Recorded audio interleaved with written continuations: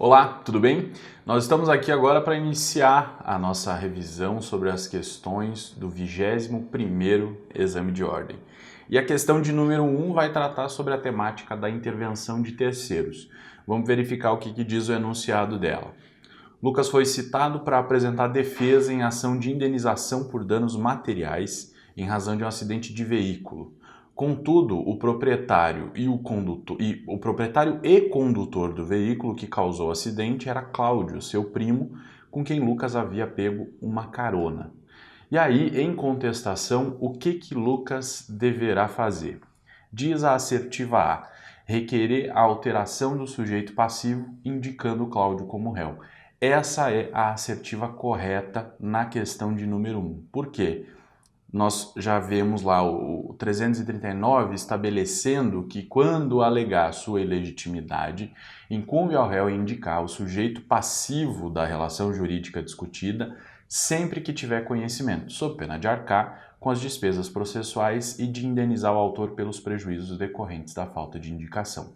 Essa temática da correção do polo passivo é uma temática que tem sido abordada em mais de um exame de ordem, então vale a pena você ficar atento tanto ao que está disposto no artigo 338, quanto ao que está disposto no artigo 339, que são dispositivos complementares a respeito desse tema. Então, nesse caso aqui, a gente pode perceber que houve uma atribuição equivocada da legitimidade passiva para o Lucas. O Lucas vai alegar então a sua ilegitimidade. Por quê? Porque não é ele nem o proprietário do veículo e nem o condutor do veículo no momento do acidente. Ele foi acionado por engano porque ele estava de carona naquela situação. E aí, a incumbência que ele tem por força do artigo 338 e por força do artigo 339 é, quando apresentar sua defesa e alegar sua ilegitimidade passiva, indicar o real legitimado. É isso que estabelece esse artigo 339, por isso que a assertiva A é a assertiva correta no caso concreto. Vamos ver a B. A B diz lá que deve requerer que Cláudio seja admitido na condição de assistente litisconsorcial. Assistência litisconsorcial é uma das hipóteses de intervenção de terceiro. Diz lá o 124 que considera-se litisconsorte da parte principal o assistente sempre que a sentença influir na relação jurídica entre ele e o adversário do assistido. E a gente percebe, tão somente pela leitura do artigo 124, que não há nenhuma correspondência entre a situação do assistente litisconsorcial com a situação, nesse caso aqui, do Lucas e do Cláudio, ok? Então, não se aplica a essa questão, essa intervenção de terceiro da assistência litisconsorcial. A letra C vai dizer que deve o Lucas denunciar Cláudio à lide. E aí a gente, pela leitura do artigo 125, que estabelece lá as hipóteses de cabimento da denunciação da lide, percebe que não há a possibilidade de enquadrar essa situação fática em nenhuma dessas hipóteses, né? Porque o inciso 1 do 125 fala do alienante que se faz a denunciação da lide ao alienante imediato no processo relativo à coisa cujo domínio foi transferido ao denunciante, a fim de que possa exercer os direitos que da evicção lhe resultam, e nós não estamos discutindo evicção no caso. E o inciso 2 fala daquele que estiver obrigado por lei ou pelo contrato a indenizar em ação regressiva o prejuízo de quem for vencido no processo. E a gente percebe que nessa relação entre o Lucas e o Cláudio, o Lucas e o condutor do veículo, não há nenhuma relação obrigacional que estabeleça um dever de indenizar regressivamente eventuais danos. O que houve foi a atribuição equivocada da legitimidade passiva no caso. Já a letra D vai falar do chamamento ao processo, dizer que o Lucas deve requerer o chamamento ao processo de Cláudio. E pela leitura do artigo 130, a gente vê também que não é possível o chamamento ao processo nesse caso, porque ou o réu pode fazer chamamento ao processo do afiançado, como diz o inciso 1 do artigo 130, na ação em que o fiador for réu, ou ele pode fazer o chamamento dos demais fiadores naquela ação que é proposta contra apenas um ou alguns dos fiadores, ou pode fazer o chamamento ao processo dos demais devedores solidários, na hipótese em que tenha sido acionado apenas um ou alguns dos devedores solidários. Quer dizer, não há correspondência com a situação fática nenhuma dessas hipóteses do chamamento. Então, essa questão se resolve aqui assinalando-se a assertiva A como correta. E, na verdade, eu intitulei essa questão aqui como uma questão relativa à intervenção de terceiro, mas a resposta dela não é uma forma de intervenção de terceiro, porque o que está previsto no artigo 338 e 339 é uma forma de correção do polo passivo e não de intervenção de terceiro, né? Agora, nas outras hipóteses, há em cada uma delas uma forma de intervenção de terceiro, seja pela assistência litisconsorcial, seja pela denunciação da lide, ou seja pelo chamamento ao processo, ok? Vamos então para a questão de número 2, que vai tratar da temática de execução. Diz lá o enunciado: em execução por título extrajudicial, movida pela distribuidora de bebidas Geladão em face do supermercado Preço Certo, o executado citado não realizou o pagamento da dívida. O exequente requereu então a indisponibilidade da quantia em dinheiro existente em aplicação financeira titularizada pelo executado, o que foi deferido pelo juízo sem a oitiva do réu. Bloqueado o valor superior à dívida, o juiz deu vista do processo ao exequente, que requereu a conversão da indisponibilidade em penhora. E aí, sobre esse procedimento, você deve assinalar a assertiva correta. Vamos ver o que diz a letra A. A conversão da indisponibilidade em penhora deve ser deferida independentemente de ciência do ato executado, visto que não houve o pagamento espontâneo da dívida. E aí, para responder essa assertiva, nós temos que verificar o que disciplina o artigo 854 e o seu parágrafo 2º. Diz assim o caput do 854. Para possibilitar penhora de dinheiro em depósito ou em aplicação financeira, o juiz, a requerimento do exequente sem dar ciência prévia do ato ao executado, determinará as instituições financeiras por meio de sistema eletrônico gerido pela autoridade supervisora do Sistema Financeiro Nacional, que torne indisponíveis ativos financeiros existentes em nome do executado, limitando-se a indisponibilidade ao valor indicado na execução. Aí o parágrafo 2º. Tornados indisponíveis os ativos financeiros do executado, este será intimado na pessoa de seu advogado ou não o tendo pessoalmente. Quer dizer, há necessidade, depois da indisponibilidade dos ativos financeiros, que seja feita a intimação do executado na pessoa do seu advogado, se ele tiver. Se ele não tiver, ele vai ser intimado pessoalmente. Aí vamos ver o que diz a assertiva A. A conversão da indisponibilidade em penhora deve ser deferida independentemente de ciência prévia do executado, visto que não houve o pagamento espontâneo da dívida. Esse independentemente de ciência prévia é que torna a questão equivocada. Primeiro, decreta a indisponibilidade no sentido de impossibilitar que o executado possa se desfazer daqueles ativos financeiros, transferir aqueles ativos financeiros. Uma vez que eles estão indisponibilizados, o executado vai ser intimado a fim de que tome ciência daquela indisponibilização para que depois ela seja convertida em penhora. Então, o equívoco está aí na letra A. A letra B diz assim: a indisponibilidade é nula, pois promovida sem a prévia oitiva do réu, o que viola o contraditório e a ampla defesa. E, na verdade, como a gente viu na assertiva anterior, quando eu li o caput do artigo 854, a gente pode verificar ali no caput que ele autoriza justamente a determinação da indisponibilização desses ativos financeiros sem a oitiva do executado, sem a oitiva do réu, como diz o caso aqui, justamente para que ele não, sabendo da possível indisponibilização, não se desfaça daqueles ativos financeiros. Então, não se diz aqui que há violação ao contraditório. O que acontece é que o contraditório vai ser exercido posteriormente à indisponibilização e antes da realização da penhora.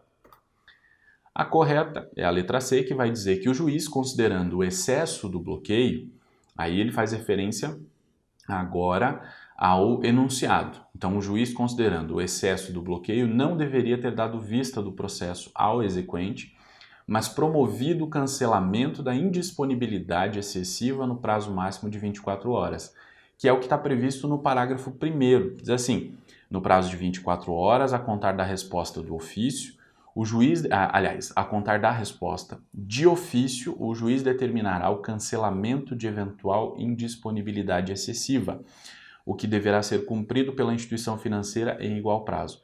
Porque a gente viu pelo enunciado que a indisponibilização atingiu um número maior de ativos financeiros necessários para a cobertura da dívida.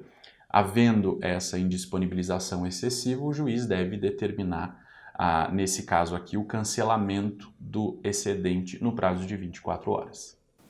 Então, nessa questão número 2 aqui, nós resolvemos assinalando-se a assertiva C como correta.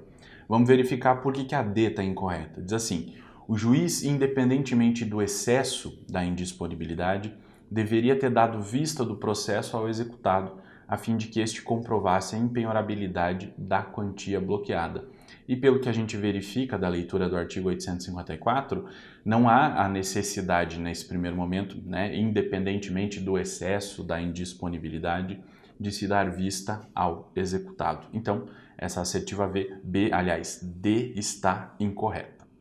Com isso, nós vamos para a questão de número 3, que vai estabelecer um enunciado ali que nos remete às questões relativas à tutela provisória, que também tem sido um tema bastante cobrado nas provas de processo civil do exame de ordem. Então diz assim o enunciado: Cristina não foi autorizada por seu plano de saúde a realizar uma cirurgia de urgência indicada por seu médico. Tendo em vista a necessidade de pronta solução para o seu caso, ela procura um advogado, que afirma que a ação a ser ajuizada terá como pedido a realização da cirurgia, com pedido de tutela antecipada para sua efetivação imediata, sem a oitiva do réu.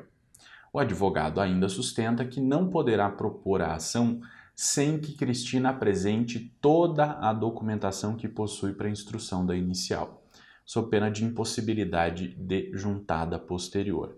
E aí, a respeito desse caso, você deve assinalar a assertiva correta. Vamos ver o que diz a letra A. O advogado equivocou-se. Trata-se de tutela cautelar e não de antecipada, de modo que o pedido principal terá de ser formulado pela autora no prazo de 30 dias nos mesmos autos. E essa assertiva está equivocada porque não se trata de tutela cautelar, se trata de tutela antecipada. E aí a gente precisa saber a diferença entre essas duas formas de tutela de urgência: a tutela cautelar e a tutela antecipada. O professor Alexandre Câmara vai dizer que tutela cautelar é uma espécie de tutela de urgência, que se destina a assegurar o futuro resultado útil do processo nos casos em que uma situação de perigo põe em risco sua efetividade. Quer dizer, quando se tutela a partir da tutela cautelar, o que se quer, o que se objetiva com isso é resguardar, a partir de uma situação de perigo, a própria efetividade do processo. Agora, analisando o caso concreto aqui, vamos lá, olha. A Cristina não teve autorização do seu plano de saúde para fazer uma cirurgia de urgência. Ela precisa fazer essa cirurgia e é o pedido que vai ser feito judicialmente. Esse pedido serve para tornar efetivo o direito que ela pretende ao final do processo? Não. Por quê? Porque este pedido é o próprio direito que ela quer ver tutelado ao final do processo. Então, não se trata de tutela cautelar, se trata de tutela antecipada. Quer dizer, eu estou antecipando aquele provimento final que seria dado ao final do processo para o início aqui, justamente porque se está diante de uma situação de risco. E sobre a tutela antecipada, que tem natureza satisfativa, vai dizer o professor Alexandre Câmara que ela se destina a permitir a imediata realização do direito alegado pelo demandante, que é exatamente o caso concreto da Cristina. Então, a assertiva A não está correta, porque ela não estamos tratando aqui no caso concreto de uma tutela cautelar, e sim de uma tutela antecipada.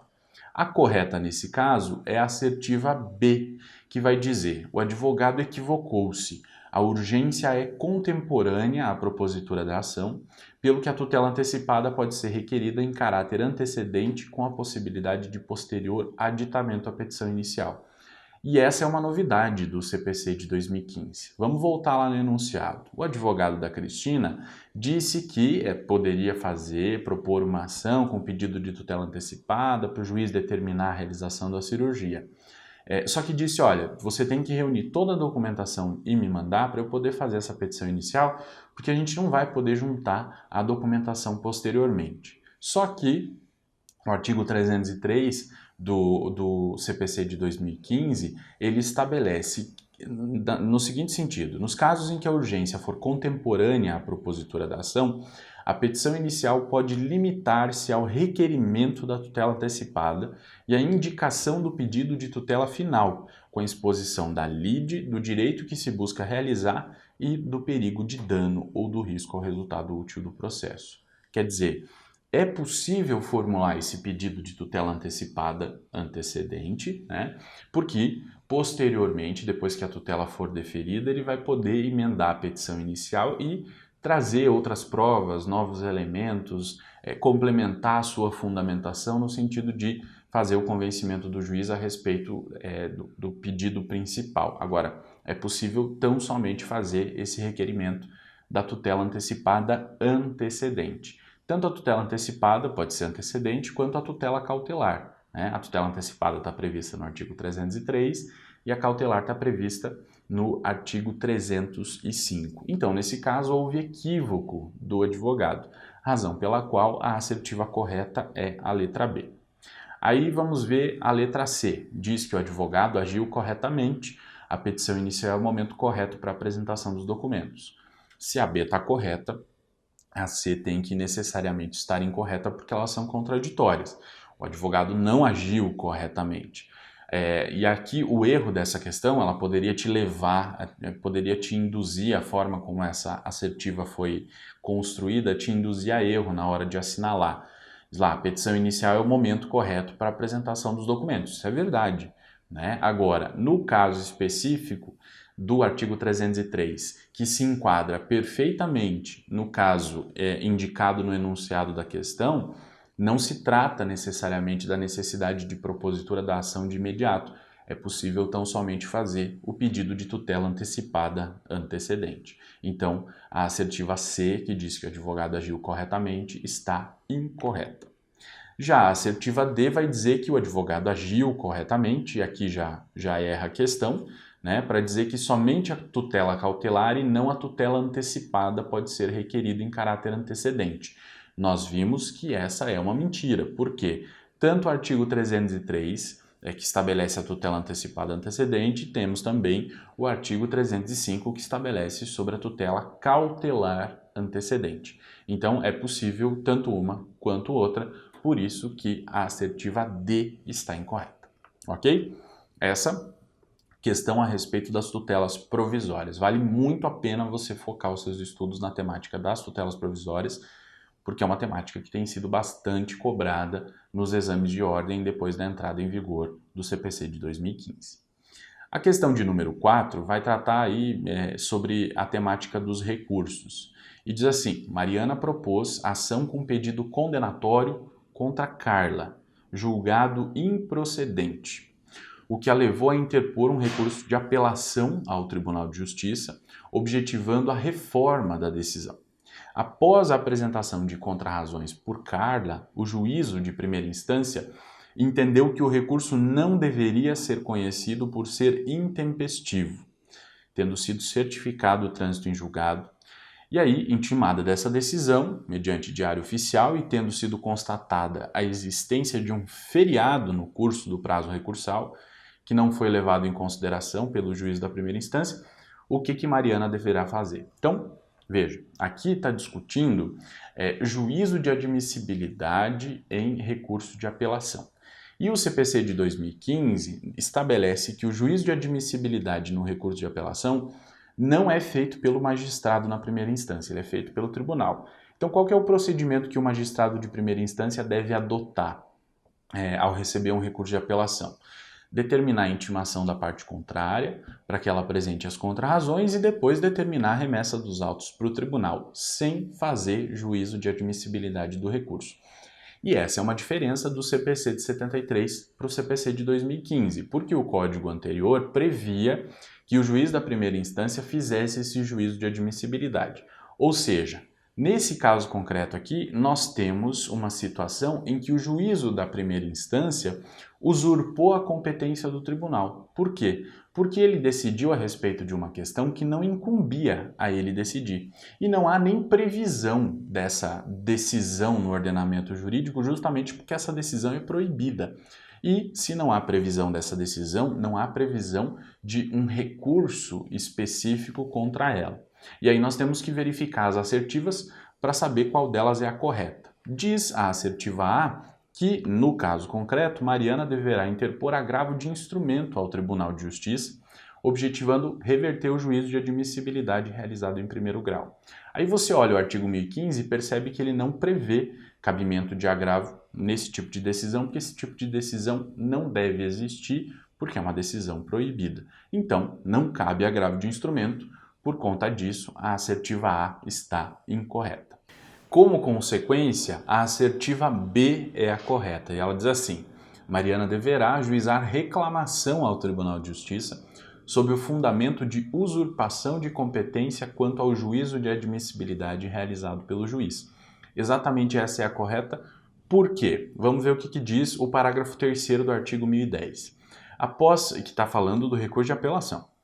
Após as formalidades previstas nos parágrafos 1º e 2º, os autos serão remetidos ao tribunal pelo juiz, independentemente de juízo de admissibilidade. Então, esse dispositivo proíbe o juiz da primeira instância de fazer juízo de admissibilidade no recurso de apelação.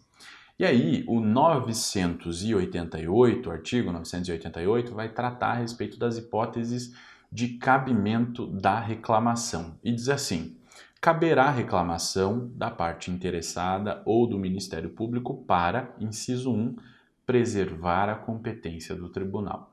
E é exatamente aí a hipótese de cabimento da reclamação que vai responder essa nossa questão. O que nós vimos aqui? Com essa decisão do juízo da primeira instância, ele usurpa a competência do tribunal e não há possibilidade de se atacar essa decisão senão por meio da reclamação, porque nós estamos diante aqui de uma decisão do juízo da primeira instância que está retirando uma competência do Tribunal de Justiça na realização do exame de admissibilidade desse recurso. Então, a assertiva B está correta. A C diz: interpor agravo interno para o Tribunal de Justiça, objetivando reverter o juízo de admissibilidade realizado em primeiro grau. Não cabe agravo interno, a resposta cabe lá no artigo 1021. Diz assim: contra a decisão proferida pelo relator, caberá agravo interno para o respectivo órgão colegiado, observadas quanto ao processamento as regras do regimento interno do tribunal. Quer dizer, o agravo interno é previsto naquelas situações em que há decisão monocrática do relator lá no tribunal. E nesse caso aqui nós temos uma decisão do juiz da primeira instância. Então não há que se falar em agravo interno nesse caso. A assertiva D vai dizer que deve Mariana interpor nova apelação ao Tribunal de Justiça, reiterando as razões de mérito já apresentadas, postulando em preliminar de apelação a reforma da decisão interlocutória que versou sobre o juízo de admissibilidade. E essa assertiva está incorreta porque não cabe a interposição de um novo recurso de apelação, porque aqui no caso nós não temos uma sentença que motive um novo recurso de apelação, porque nós tivemos uma sentença, dessa sentença foi interposto contra ela um recurso de apelação, aí houve uma decisão interlocutória depois disso que negou seguimento à apelação. Contra essa decisão interlocutória não vai caber um novo recurso de apelação, porque o artigo 1009 do CPC é bastante claro, ele diz, da sentença cabe apelação. Quer dizer, se da sentença cabe apelação, eu tenho que ter uma sentença para poder apelar, e nesse caso eu não tenho uma sentença, eu tenho uma decisão interlocutória. Por isso que a assertiva D está incorreta. Ok? Vamos agora para a questão de número 5, que vai tratar a respeito da temática da justiça gratuita. Diz assim o enunciado: a Sociedade de Palavras Cruzadas Limitada ajuizou ação de responsabilidade civil em face de Helena e requereu o benefício da gratuidade de justiça na petição inicial. O juiz deferiu o requerimento da gratuidade e ordenou a citação da ré. Como a autora não juntou qualquer documento comprobatório de sua hipossuficiência econômica, a ré pretende atacar o benefício deferido. Com base nessa situação, assinale a alternativa correta. E aí a letra A diz assim: o instrumento processual adequado para atacar a decisão judicial é um incidente de impugnação ao benefício de gratuidade que será processado em autos apartados. Não há incidente para impugnação ao pedido de justiça gratuita. O artigo 337 responde isso lá no inciso 13. O 337 fala daquelas defesas processuais, né, as defesas preliminares. Diz assim: incumbe ao réu, antes de discutir o mérito, alegar na contestação. Inciso 13, indevida concessão de benefício de gratuidade da justiça. Então, se houve essa indevida concessão, como houve no caso, a parte ré quer atacar essa concessão, o que ela precisa fazer é formular uma defesa preliminar de natureza processual na sua contestação, nos termos do artigo 337, não havendo necessidade nenhuma de se fazer esse incidente de impugnação à concessão do benefício de justiça gratuita, como diz a assertiva A no caso. A correta é a letra B. Diz que a ré deverá alegar na contestação que não estão presentes os requisitos para o deferimento do benefício da gratuidade.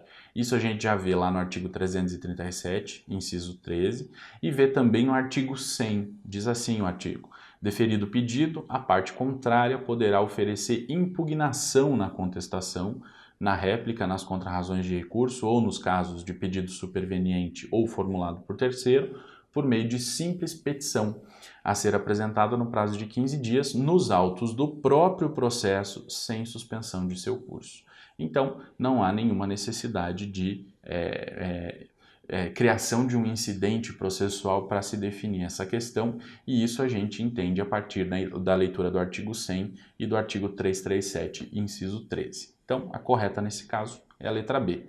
A letra C diz que a ré alegará na contestação que o benefício deve ser indeferido, mas terá que apresentar documentos comprobatórios, pois a lei presume verdadeira a alegação de insuficiência deduzida. E essa assertiva está incorreta porque o parágrafo 3º do artigo 99 do CPC diz que só vai haver presunção de veracidade da alegação de insuficiência se ela for deduzida por pessoa natural. E aí a gente volta lá no enunciado e percebe que a parte autora é uma pessoa jurídica, Sociedade Palavras Cruzadas Limitada. Ela pode pedir justiça gratuita? Pode. Obviamente que essa insuficiência de recursos com relação a uma pessoa jurídica não se pode presumir. Eu presumo a insuficiência de recursos de uma pessoa física, de uma pessoa natural. É o que diz o parágrafo 3º do artigo 99. Por isso que a assertiva C está incorreta.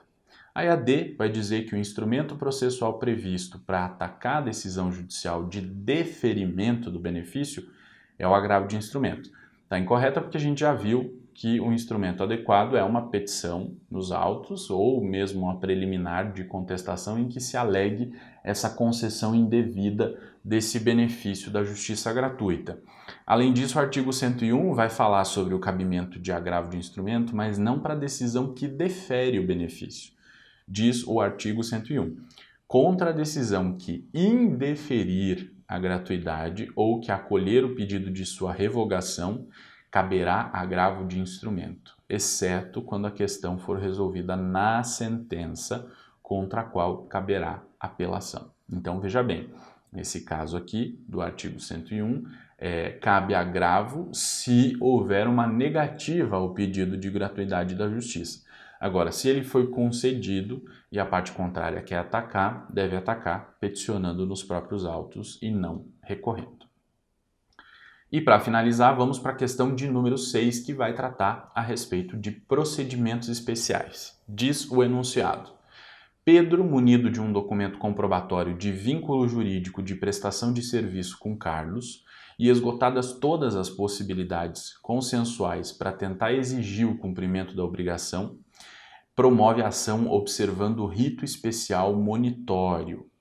Citado, Carlos oferece embargos, apontando em preliminar que o rito da ação monitória não é adequado, para pleitear o cumprimento da obrigação de fazer e no mérito alega exceção de contrato não cumprido. Oferta ainda reconvenção cobrando os valores supostamente devidos. Diante dessa situação hipotética, sobre os posicionamentos adotados por Carlos, que é o réu nessa ação monitória, assinale a afirmativa correta. Então, essa é uma questão, até dá para dizer que ela é um pouco mais complexa do que as outras, porque diz respeito a um procedimento especial e às vezes a gente não dá muita atenção no estudo dos procedimentos especiais. É importante, pelo menos os mais importantes, é bom a gente saber o rito básico. Então, ação monitória, ação de consignação e pagamento, inventário, são ações que são bastante usadas no dia a dia e têm grandes chances de serem cobradas no exame de ordem. Aí vamos ver a assertiva A. Diz que a preliminar apontada por Carlos nos embargos deve ser acolhida, pois é vedado pleitear cumprimento de obrigação de fazer por intermédio de ação monitória. Por que está errada essa assertiva aqui? Porque o artigo 700, que estabelece sobre o cabimento da ação monitória, permite, lá no seu inciso 3, que a obrigação de fazer ou de não fazer seja objeto de ação monitória. Então, não é só obrigação de pagar a quantia em dinheiro. Diz o inciso 1 do artigo 700 que é essa situação. Além disso, eu posso ter como objeto do meu pedido na ação monitória, como diz o inciso 2, a entrega de coisa fungível ou infungível, ou de bem móvel ou imóvel, e o inciso 3 permite que se promova a ação monitória na busca do adimplemento de uma obrigação de fazer ou de não fazer. Então, a assertiva A está incorreta nesse caso. A preliminar apresentada pelo Carlos não deve ser acolhida. Já a assertiva B vai falar a respeito de reconvenção e diz: a reconvenção deve ser rejeitada em virtude do descabimento dessa forma de resposta em ação monitória. Está errado porque o parágrafo 6º permite a reconvenção. O parágrafo 6º do artigo 702 vai dizer: na ação monitória, admite-se a reconvenção, sendo vedado o oferecimento de reconvenção à reconvenção. Então, uma reconvenção admite-se no processo monitório. Então, por conta disso, a assertiva B está equivocada. A correta, então, é a assertiva C, que diz que a preliminar indicada por Carlos não deve prosperar, tendo em vista que é possível veicular em ação monitória cumprimento de obrigação de fazer, que é exatamente o que está previsto lá no inciso 3 do artigo 700 do CPC. Por consequência, a assertiva D também está incorreta. Diz, a forma correta de oferecer defesa em ação monitória é via contestação. Sendo assim, os embargos ofertados por Carlos devem ser rejeitados. Não, a forma correta da defesa na ação monitória são os embargos, é o que prevê o caput do artigo 702. Independentemente de prévia segurança do juízo, o réu poderá opor nos próprios autos, no prazo previsto no artigo 701, embargos à ação monitória. Esse é o meio de defesa do réu na ação monitória e não a contestação. Ok? Então, essa questão aqui, questão de número 6, a correta é a assertiva C. E com isso, a gente encerra a análise das questões de direito processual civil desse 21º exame de ordem. Até o próximo.